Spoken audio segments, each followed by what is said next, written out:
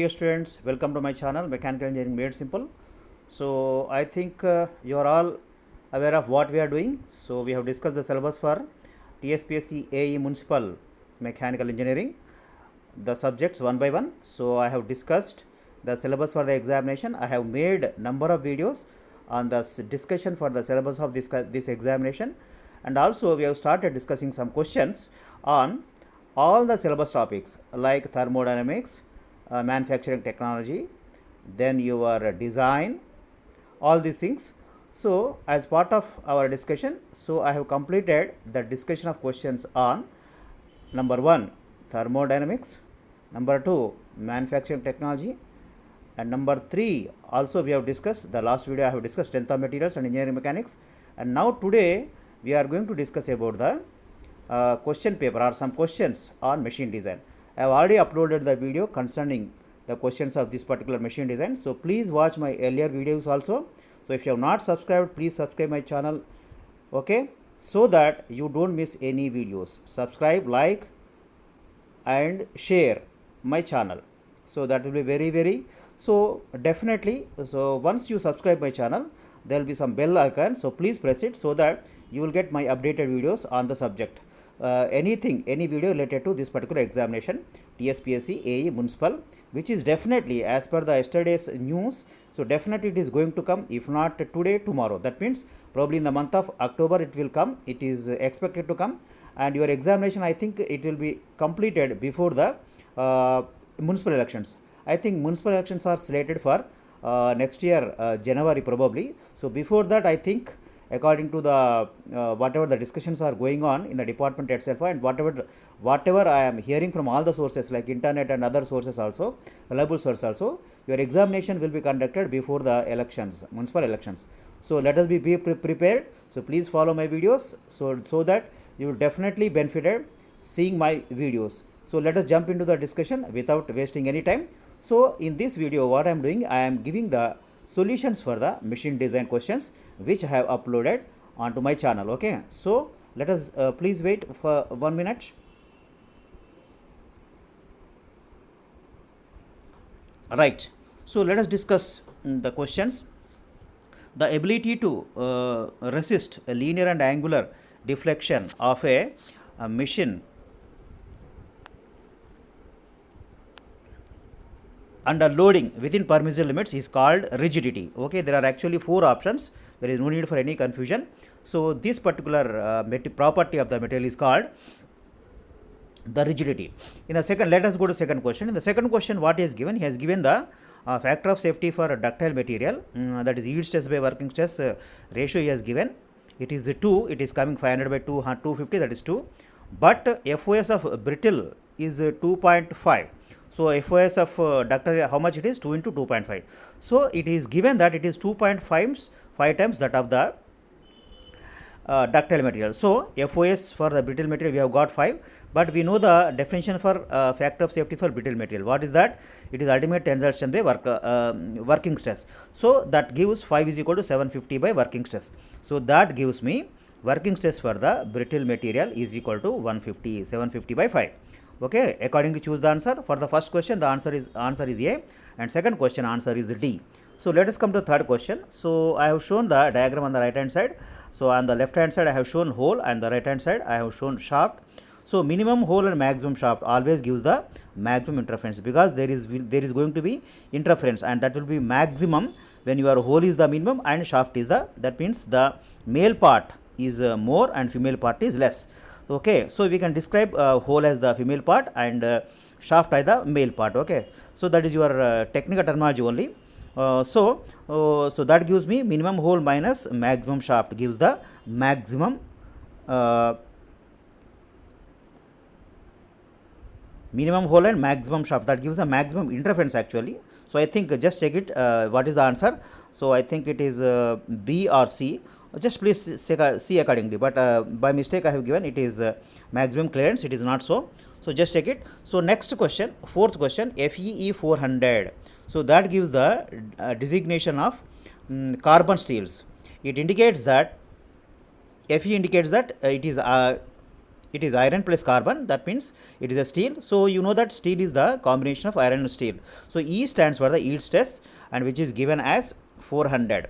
So that will be in megapascal. So that gives 400 Newton per meter square, mm square. So 1 Newton per mm square is equal to 1 megapascal. So your answer is C. So next question, the symbol star and triangle are the welding symbols for number 1 spot welding and number 2 projection welding respectively. So out of all the choices which are given to you, you can easily select answer is B. Next question. So this particular question, it is the two operations grinding and lapping are the surface finish operations. For them it will be very less. Okay, as I told you earlier in the previous video also, these are all finishing operation, unlike your operations on the lathe like facing, okay, then step turning, etc., turning, etc.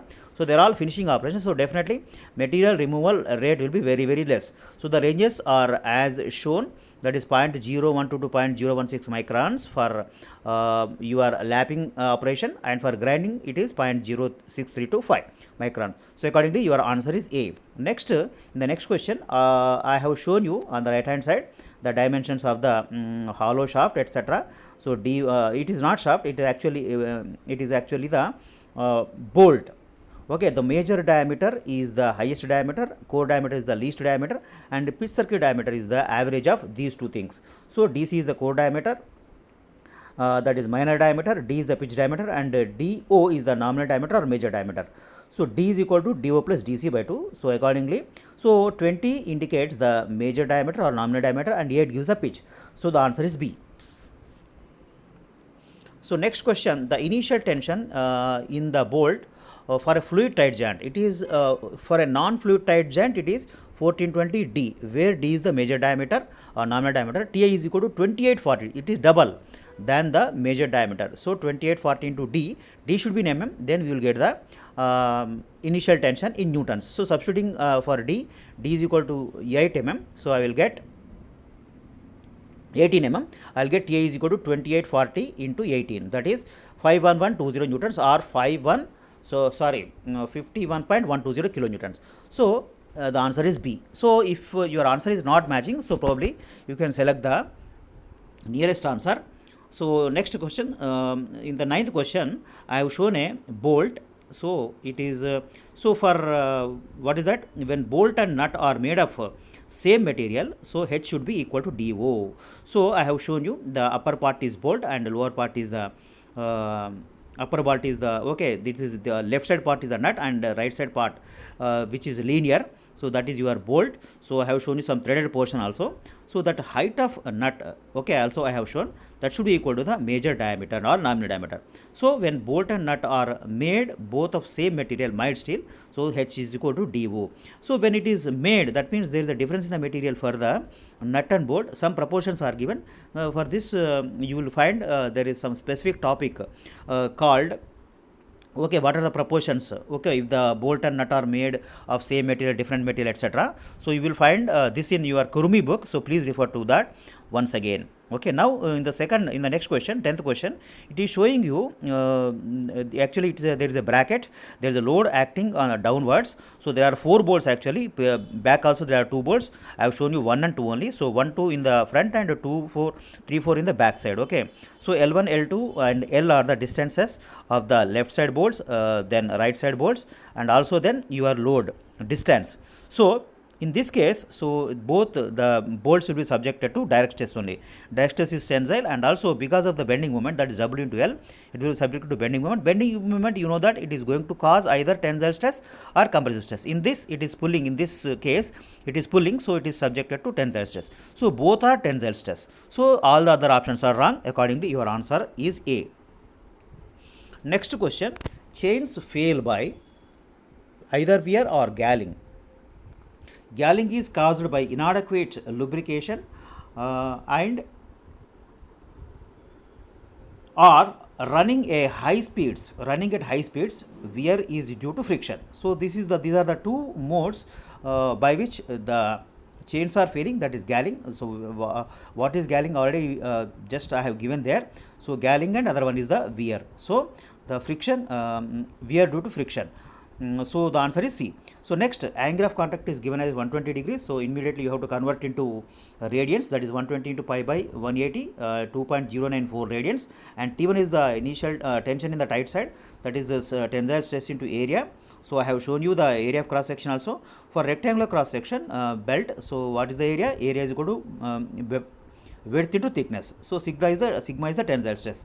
So substituting that, I will get Ti, T total, so is equal to 1960 into 10 into 1.962 into 10 into 240, that is 470.88 newtons. That means 4.708 kilonewtons, approximately 4.71 kilonewtons. So he has asked you the angle of contact in radians and also the tension in the tight side. So you can easily see that.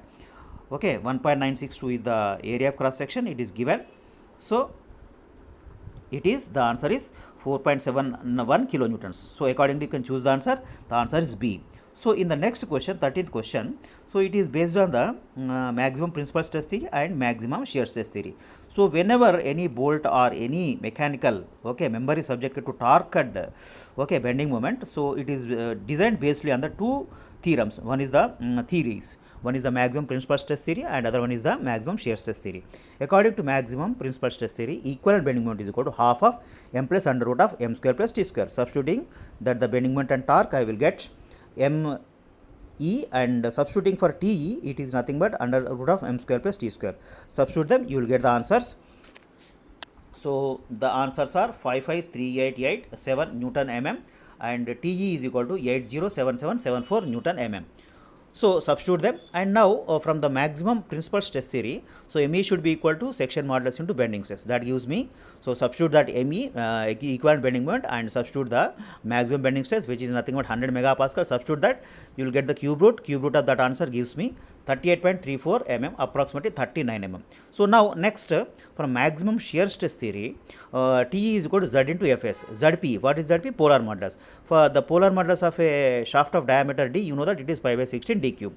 So Fs is the shear stress, allowable shear stress. So substitute that equivalent torque, which is nothing but 807774 Newton mm, and pi by 16 d cube into the shear stress, allowable shear stress is 60. Substitute that, you will get the answer. D is equal to cube root of whatever you have got over there. So it gives me D is equal to 40.9 mm, approximately 41 mm. So in the question actually he has asked the difference. So what is the difference between the diameters? It is 41 minus 39, that is 22 mm. So next question, that is answer is D. So next question, in the next question, it is a open belt drive. So V is already given. So belt speed is already given, but it is given in meters per minute. Immediately convert into meters per second, 960 by 60. Okay, that is nothing but 16 meters per second, and area is given as the 3000 mm square, and sigma is equal to 2 Newton per mm square, that is megapascal. So mu is coefficient of friction is 0.3. Theta, immediately you have to convert into radians. 135 degrees is given, 135 into pi by 180, that gives me 2.353 radians. So you know that centrifugal tension is called mv square. M is the mass per unit length, that is kg per meters, and v is the belt speed. So I got 16 over there, that should be in meter per second only, otherwise you are not getting newtons. Okay, so 3 into 16 square, that gives me 788 newtons. Okay, so T1 by T2 is equal to e power mu theta, you know that. So substitute that, e to the power of mu is 0.3 and theta is equal to, already I got it, 3.555. So that gives me T1 by T2 ratio is equal to 2.027. So now total tension is equal to, in the belt is equal to T1 plus Tc, that is tension the tight side plus centrifugal tension. So that gives me, that is equal to maximum tension. It is nothing but maximum tensile stress into area. So that is tensile stress is given as 3000 the tensile stress is given as 2 megapascals and area is given as 3000 mm square. So that gives me Tt is equal to 6000 newtons. Now T1 plus what is that? T1 plus Tc is equal to 6000 newtons. So I substituted the value of Tc, which is 768. So I will get T1. So what is he is asking? He is asking the total. Okay, so from this next I will get T2. T2 is equal to T1 by the ratio. E to the power of mu theta ratio. I got it 2.027. Substitute that, I will get T2 is equal to 2581 newtons. So now, so he has asked you actually the ratio of T1 plus Tc by T2 plus Tc. Substitute them and you will get the ratio as 1.7 and approximately 1.8. So your answer is C. So next, in the next figure, in the next question, it is related to the gears. So I have shown you all those circles, pitch circle, etc., root circle, dedendum circle, etc., and also I have shown you gear and shaft, etc. also. So now in between the center of imagination, okay, in between the circle of imagination, base circle and dedendum circle, the shape of the curve is not involute and gives same motion as the actual gear due to pure rolling action. So your answer is D accordingly. Okay, that is base circle.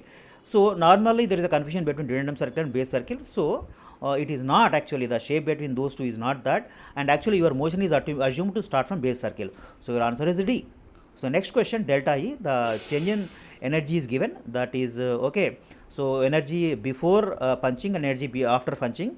So what is the difference? 9600 minus 4800, that is 4800 Newton meters. But change in energy is equal to half I omega 1 square minus omega 2 square. So half I omega 1 square gives the normally half I omega square gives the rotational kinetic energy. What is your linear kinetic energy? Half mv square. So the role of m is played by I and the role of v is played by omega in case of rotational motion. Okay, something like, it is something like half mv square. So delta is equal to half I omega 1 square minus omega 2 square, but I is equal to mk square, that is moment of inertia is equal to mass into radius of gyration square. Substitute that radius of gyration, I will get the I got it, I is equal to 9.8 kg meter square. So omega 1, so the omega 1 is the maximum speed and omega 2 is the minimum speed. So maximum speed is given, that is before punching. So after punching, definitely the speed of the flywheel reduces. So maximum speed is equal to maximum angular speed is equal to 2 pi into that 900 by 60, that gives me 94.2 radians per second.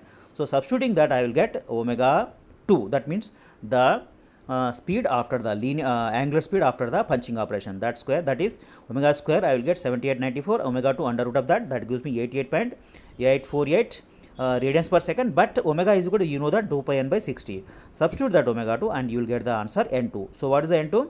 849 rpm. So your answer is D. Next question, in this question, so I have shown you a coupling, so and also key and also pulley combination. So they are all mechanically held together. So whatever the torque transmitted by shaft transmitted to key, and that will be transmitted to the pulley which is carried over the shaft. Now both shaft and key are in contact. So shear stress of the key shall be equated to the torsional shear strength of the shaft to get the dimensions of the key. So that means L into B is the shear area of the key, and FSK is the allowable shear stress for key, and FSS is the allowable shear stress for shaft. So pi by 16 d cube FSS is the torsional shear strength of shaft, that should be equated to the tangential shear load or shear force, which is equal to shear stress into area. What is the shear area? L into B into shear stress, FSK, key gives the shear force. So these both should be equated to give the dimensions of the key. So your answer is C. So now I have shown you here a diagram of the Proel governor. So in the Proel governor are those four arms, upper two arms and lower two arms. In the middle I have got a dead weight, and your arms are extended. In this the importance or the specialty of this governor is that the arms are extended. It is something like your Porter governor only. Porter governor and Proel governor both fall into the category of loaded and dead weight governor. So your answer is A. Next question, in the spiral cam, the spiral cam is used in the application of computers where we need to reverse the direction of cam by resetting the position of the follower. This can be done with the grooves cut in the form of spiral on the face of the cam. So these spiral type grooves have teeth which come into contact with the pin gear follower. So the moment of the follower depends upon the radial distance of the grooves which is measured from the axis of the cam. So in a nutshell, what he is saying that the spiral gears are used in the computers with spirals made over that connection or whatever it is. So now all other answers are wrong. Your answer should be equal to C. So accordingly choose the answer. Now the last bit for the this 20th question of the machine design. This is a So this is basically categorization of couplings, rigid couplings and flexible couplings. What is a flexible? What is a coupling basically? Why a coupling is used? Coupling is used to two smaller shafts so that both will act as a one bigger shaft only. Because actually in the transportation there is a problem, right? So in a van or what is the space behind the vehicle? It will be approximately 3 or 4 meters, right? Not more than that. But if you want to have a shaft which is 15 meters long, what will you do? So at the production locality, so they will be cut and made into pieces of say 5 meters long, and they will be transported. Now at the place of requirement, they are going to be joined with the help of a coupling, so that the entire unit is going to act as a coupling. So that is the main purpose of a coupling. So whenever the two half shafts are joined, right, they are joined through a coupling. So in the coupling there are two types of coupling. One is the rigid coupling, other one is the flexible coupling. Rigid coupling is that coupling in which there is no lateral or angular misalignment, but flexible couplings are used when there is a lateral or angular misalignment. So out of the 5 couplings which are given to you, bush-pin coupling and your universal coupling are the only 2 flexible couplings. Others are the rigid coupling. So accordingly you choose the answer. I have shown how the torque is transmitted. So from left half to the coupling, then coupling to the right half, so the total torque is transmitted from the left half shaft to the right half shaft, and so that the entire unit is going to act as a single shaft. Okay, dear students, so we have discussed the solution for the machine design here. So I have given you 20 questions. In the next video I am going to provide you approximately 15 questions for the engineering materials, which is another which is important section of your AEE TSPSC syllabus. So be prepared for that, and once again I am requesting you all, so definitely there is no need for worry, right? Definitely the exam is going to be conducted. If not today, it will be conducted tomorrow. That means before elections the notification has to be given. Assuming that the notification is given in the month of October or November, let us say, right, your examination shall be conducted before December.